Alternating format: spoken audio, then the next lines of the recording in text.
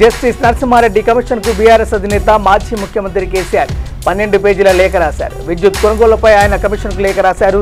రాజకీయ కక్ష సాధింపు ధోరణితోనే ఈ కమిషన్ ఏర్పాటు చేశారని ఆరోపించారు.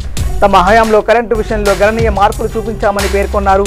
24 గంటల విద్యుత్తును అందించినట్టు తెలిపారు. విద్యుత్ సంక్షోభంలో ఉన్న తెలంగాణను తాము అసాధారణ నిర్ణయాలతో గట్టెక్కించామన్నారు.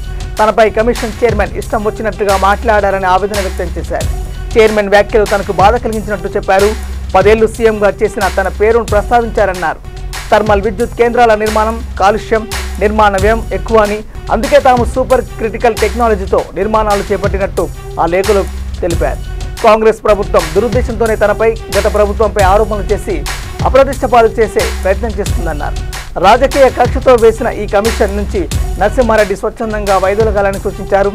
ఆయన కూడా తెలంగాణ బిడ్డేనని వ్యాఖ్యానించారు. కమిషన్ విచారణ పారదర్శకంగా లేదన్నారు. విచారణ పూర్తి కాకుండానే ప్రెస్ మీట్ పెట్టారని పేర్కొన్నారు. కమిషన్ నిబంధనలకు విరుద్ధంగా వివరించిందని విమర్శించారు. వాస్తవానికి జూన్ 15న కమిషన్ ఎదుట హాజరై సమాధానం ఇవ్వాలని భావించారని, కానీ విచారణ పారదర్శకంగా లేకపోవడంతో తాను హాజరై ఏం చెప్పినా ప్రయోజనం ఉండదని ఆగిపోయినట్టు చెప్పారు.